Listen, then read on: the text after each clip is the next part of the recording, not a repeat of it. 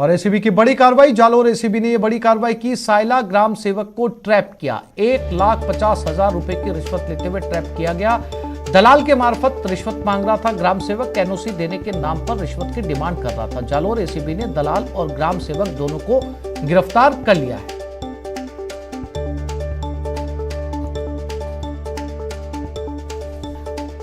NOC देने के नाम पर यह रिश्वत मांगी गई थी। जालोर एसीबी ने दलाल और ग्राम सेवक दोनों को गिरफ्तार कर लिया है। जालोर एसीबी की कार्रवाई है। 1,50,000 रुपए की रिश्वत लेते हुए ग्राम सेवक को धर दबोचा। ग्राम सेवक सीधे रिश्वत नहीं मांग रहा था, बीच में एक उसने दलाल तैयार किया। उस दलाल के जरिए यह रिश्वत ली जा रही थी। तो जालोर एसीबी ने इस दलाल और ग्राम सेवक दोनों को 1.5 लाख रुपए लेते हुए पकड़ लिया।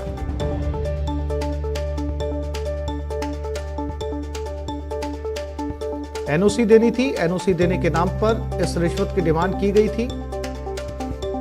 जैसे ही इस रिश्वत कांड की सूचना एसीबी को मिली, एसीबी ने सत्यापन करते हुए दोनों को गिरफ्तार कर लिया है।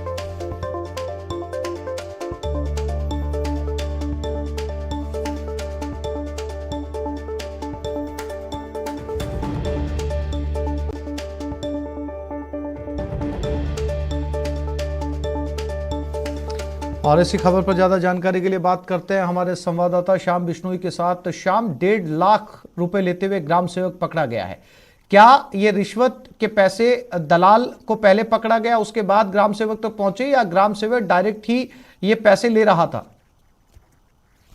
ये सायला ग्राम सेवक है पूरा राम, जो भवन निर्माण की एनओसी ना देने के नाम पर इतनी मोटी रिश्वत की डिमांड की थी, जो दलाल के मार्फत वो ले रहा था। दलाल के कृषि कुएं पर ये जो परिवादी था उसने वहां पैसे दिए। इस दौरान एसीबी की जालोर की टीम वहां पे पहुंची और वहां पर जो है रंगे हाथों गिरफ्तार कर लिया। और उसके बाद जो है आरोपी ग्राम सेवक, उसे भी एसीबी ने दस्तयाब कर लिया। तो वहीं दूसरी ओर एक सरपंच है, महिला सरपंच है, उसका कोई रिश्तेदार है, वो फरार हो चुका है। यानी कि कुल मिलाकर ये पंचायती राज में रिश्वत का गड़बड़ जाला ये लगातार जारी है। ऐसे में इतनी मोटी रकम लेते हुए ग्राम सेवक व दलाल को जालोर एसीबी ने गिरफ्तार कर लिया है और फिलहाल पूछताछ की जा रही है। और आरोपी जो फरार हो चुका है, इसके लिए एसीबी की टीमें हैं, उसकी तलाश में लग गई है। जी आसिफ। श्याम, जानकारी के लिए आपका धन्यवाद।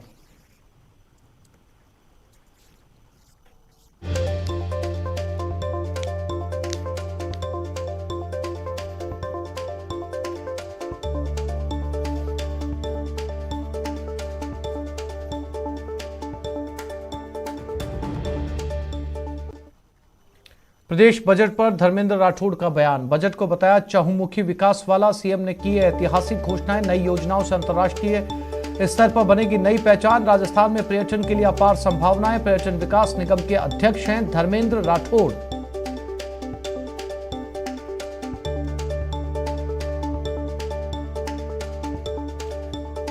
तो धर्मेंद्र राठौड़ ने सीएम के बजट की जमकर तारीफ की है। राठौड़ ने कहा कि पर्यटन के लिए राजस्थान में अपार संभावनाएं हैं। चूंकि वो पर्यटन विकास निगम के अध्यक्ष भी हैं, इस लिहाज से भी उन्होंने बजट को विकास का बजट बताया। उन्होंने कहा कि इस बजट में चहुमुखी विकास की अवधारणा है। सीएम ने कहा, सीएम ने ऐतिहासिक घोषणाएं की हैं प्रदेश के लिए और इन योजनाओं से अंतर्राष्ट्रीय स्तर पर नई पहचान बनेगी। राजस्थान में पर्यटन को लेकर अपार संभावनाएं। पर्यटन विकास निगम के अध्यक्ष बनाए गए हैं धर्मेंद्र राठौड़।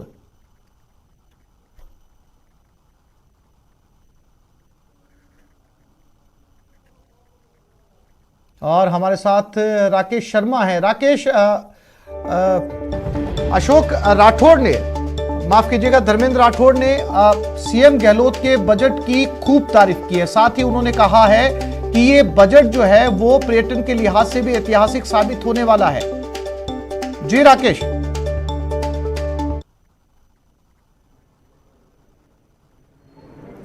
राजस्थान पर्यटन विकास निगम लिमिटेड के चेयरमैन धर्मेंद्र राठौड़ हमारे साथ में हैं। मुख्यमंत्री ने जो बजट इस बार घोषित किया है पर्यटन क्षेत्र के लिए, किस तरह की आप उपलब्धियां मानते हैं? कैसे राजस्थान की दशा और दिशा इस बजट से तय होगी? देखिए, वैसे तो इस बार जो राजस्थान के लोकप्रिय मुख्यमंत्री जी ने जो बजट पेश किया है, हर वर्ग हर क्षेत्र का ध्यान रखा है। और मैं ये कह सकता हूँ कि ऐसा बजट ने भूतो न भविष्यति, जिस ढंग का बजट है उससे बीजेपी के नेताओं के ताले लग गए हैं, क्योंकि उनकी करनी और कथनी में बहुत फ़र्क है। हमारा पिछली बार का बजट था वो भी बहुत शानदार बजट था, और इस बजट के ने तो रिकॉर्ड ही तोड़ दिए हैं। राजस्थान के जो सरकारी कर्मचारी अधिकारी थे उनमें तो दिवाली बन रही है। ऐसा बजट है कि पूरे राजस्थान के सरकारी कर्मचारी अधिकारी, जिनकी संख्या 10 लाख के आसपास है बोर्ड कारपोरेशन मिला के, और पूरे देश के कर्मचारी अब राजस्थान की तरफ देख रहे हैं कि राजस्थान के मुख्यमंत्री जी ने अपने स्टेट के कर्मचारियों को इतना सुरक्षित कर दिया उनका फ्यूचर। क्योंकि जब पेंशन का इश्यू है, एक पेंशन ही ऐसी योजना है जिससे कर्मचारी अपने आप को सुरक्षित महसूस करता है, और नई पेंशन स्कीम आई उसने तो हिला के रख दिया, और वो 2004 में आई, बीजेपी के राज में आई। इससे साबित होता है कि बीजेपी केवल थोथे वादे करती है, निजीकरण पे पूरी तरह से आप देख रहे हैं कि रेलवे को भी निजीकरण की तरफ बढ़ावा दिया जा रहा है। हवाई जहाज एयर इंडिया को भी वापस टाटा को देने की तैयारी क्या टाटा को दे दी गई है। जयपुर का हवाई अड्डा सहित देश के ज़्यादातर हवाई अड्डों को अडानी और अंबानी को दिया जा रहा है। हमारे कांग्रेस के नेता राहुल गांधी पार्लियामेंट में इस बात को कितनी बार उठा चुके हैं और सड़कों पे भी उठा चुके हैं कि ये निजीकरण, यानी दो लोग सरकार चला रहे हैं, और दो लोग जो सरकार चला रहे हैं वो दो लोगों के लिए, गिने चुने 2, 4, 5 उद्योगपतियों के लिए उन्होंने देश की जनता का बिल्कुल ख्याल नहीं कर रहे हैं। 2-4 उद्योगपतियों को आपने अभी देखा, अडानी जी की जो पूंजी है अचानक वो अंबानी से भी ज़्यादा हो गई है। यानी कि अडानी और अंबानी ही अभी देश में सही तरीके से वही व्यापार कर रहे हैं, वही कमा रहे हैं, बाकी तो जनता पूरी तरह से गरीब हो चुकी है, गरीबी अमेरिका गैप हो गया है।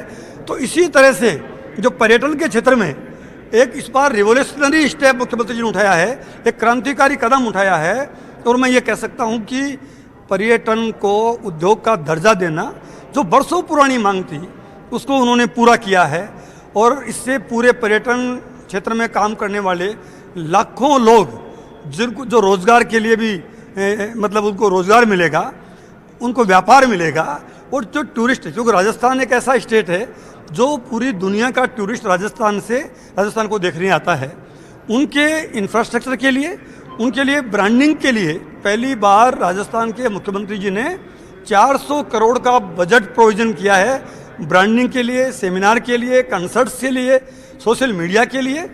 400 करोड़ रुपये बहुत बड़ी रकम है। अगर आप भारत सरकार का वित्त मंत्री जी ने जो बजट पेश किया उसमें अगर आप टूरिज्म सेक्टर में ब्रांडिंग के लिए शायद 450 से भी कम उन्होंने बजट का प्रोविजन किया है, जो हमने यहाँ केवल राजस्थान स्टेट के लिए 400 करोड़ का प्रोविजन किया है। 600 करोड़ रुपए हमारा वागिड सर्किट के लिए, शेखावाटी सर्किट के लिए, गोडाउन सर्किट के लिए। आप देखेंगे कि बहुत ही तेजी से इस पर्यटन को पंख लगेंगे। पैलेस ऑन व्हील जो हमारी प्राइड प्रॉपर्टी है, हमारे हिंदुस्तान की जो palace on wheel shahi rail में हर पर्यटक बैठने को उत्सुक रहता है, एक साल की वेटिंग रहती है, सितंबर से वो भी दौड़ेगी। उसका जो एग्रीमेंट भारत सरकार रेलवे मंत्रालय से हमारे जो एग्रीमेंट है उसके लिए भी हमारे रेलवे के जो बोर्ड मेंबर है सालिसा जी, उससे मैंने फ़ोन पे बात की है। हम रेल मंत्री से भी मिलने का टाइम मांग रहे हैं। आप देखेंगे कि आरटीडीसी पूरी तरह से, और आरटीडीसी का जो कर्मचारी भी है, अधिकारी भी है, उनके हितों का भी पूरा ध्यान रखेंगे। अभी आरटीडीसी रोडवेज का जो एम्प्लॉई है उसका 7वां वेतन आयोग की भी मुख्यमंत्री जी ने बजट में घोषणा की है। यानी आपको लगेगा कि ऐसा कोई वर्ग नहीं है पर्यटन क्षेत्र का जो अछूता रहे। मुख्यमंत्री ने बजट में पर्यटन को उद्योग का दर्जा दिया है, आपको चेयरमैन बना करके पर्यटन विभाग की जिम्मेदारी सौंपी गई है।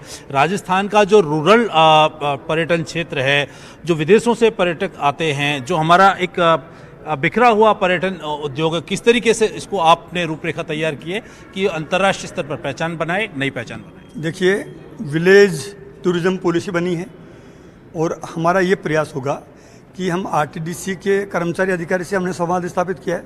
हमने 2 मीटिंग कर चुके हैं।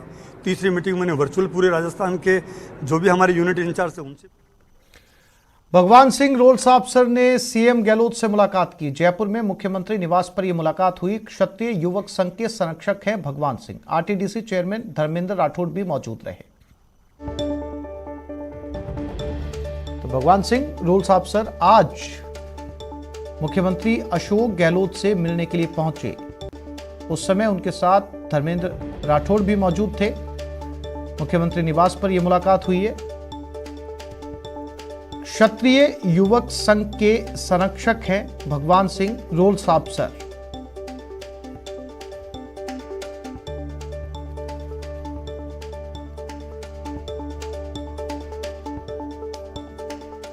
और जोधपुर में टायर गोदाम में आग लगी। बासनी गले स्थित गोदाम में यह आग लगी। आग लगने से इलाके में हड़कंप मच गया और ये उस भयानक आग की तस्वीरें। अंदाजा लगाया जा सकता है इन तस्वीरों को देखकर कि आग कितनी तेजी से फैली है। टायरों का ये जो है वो गोडाउन था और एक टायर में आग लगने के बाद रबड़ ने आग पकड़ते हुए देरी नहीं की और फिर पूरे इलाके में सनसनी का माहौल। ये धुआं पूरे शहर में दूर तक देखा जा सकता था। दूर से देखा जा सकता था कि आग कितनी भयानक है। टायर का गोदाम था जो पूरी तरीके से जलकर राख हो गया।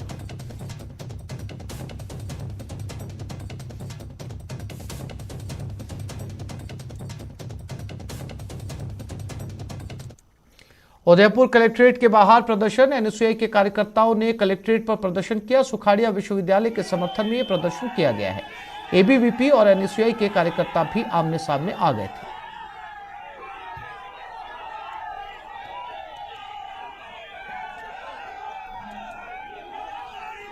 उदयपुर की तस्वीरें हैं जहां पर एनएसयूआई और एबीवीपी कार्यकर्ता आमने सामने आ गए। हालांकि एनएसयूआई के कार्यकर्ता पहुंचे थे सुखाड़िया यूनिवर्सिटी के समर्थन में और वहीं पर एबीवीपी के कार्यकर्ता भी पहुंच गए।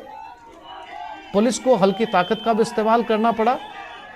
ये तस्वीरें उदयपुर की।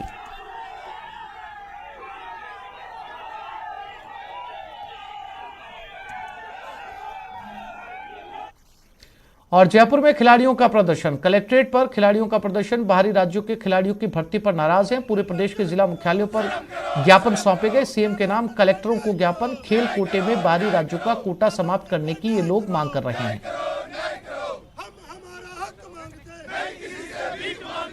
शूटिंग गेम से हूँ और मैं नेशनल इंटरनेशनल मेडलिस्ट हूँ अपने। क्या समस्या, किस तरह की बात है? सर समस्या ऐसी कि जो एसआई की अभी हाल ही में खेलकोटे की जो भर्ती हुई है वो बिल्कुल भी रूल रेगुलेशन के हिसाब से नहीं हुई है।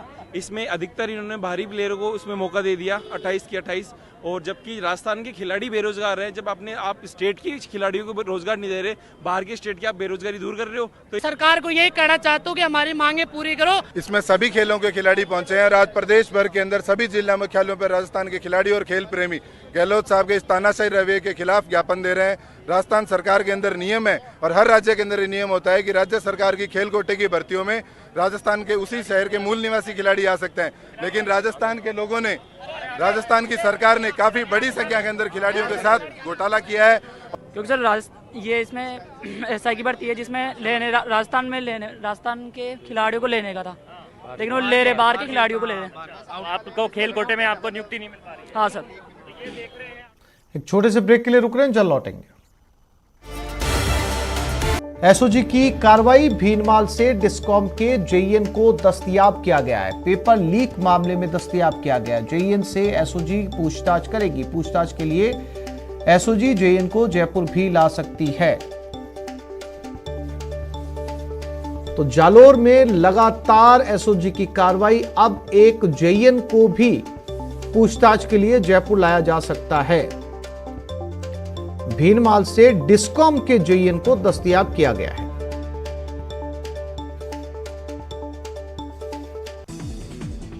कड़ी मेहनत और दृढ़ संकल्प लगभग कुछ भी संभव कर सकता है। न्यूज 18 की पहल बायजूस यंग जीनियस सीजन 2 में हम कई ऐसे बच्चों से मिले जिन्होंने अपने दृढ़ संकल्प के साथ वो कर दिखाया जो उनकी उम्र में लगभग असंभव प्रतीत होता है। यही हमने बायजूस यंग जूनियर सीजन 2 के इस सप्ताह के एपिसोड पे देखा। आइए देखते हैं इसकी कुछ झलकियां। And welcome to Byju's Young Genius Season 2. Byju's Young Genius, News 18 की एक पहल इंडिया को इंडिया के यंग जीनियसेस से मिलवाने की। The world turns to our sun to power our future.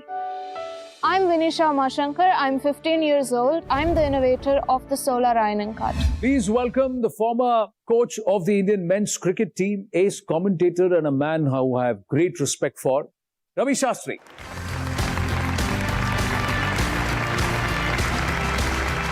How are you? Genius? I'm really great. आइए बैठिए।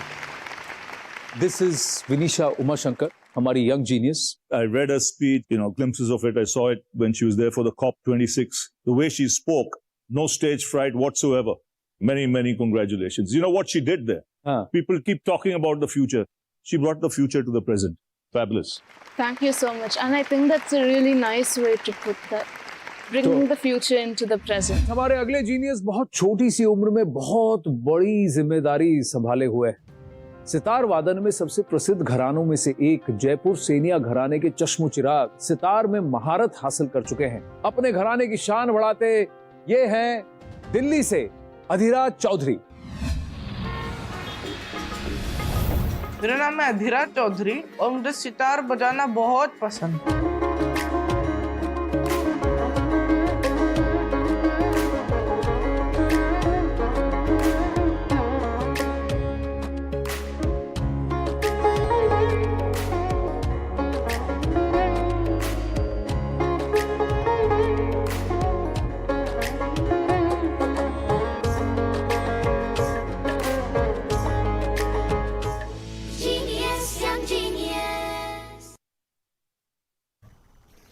तो इस बुलेटिन में फिलहाल इतना ही। नमस्कार।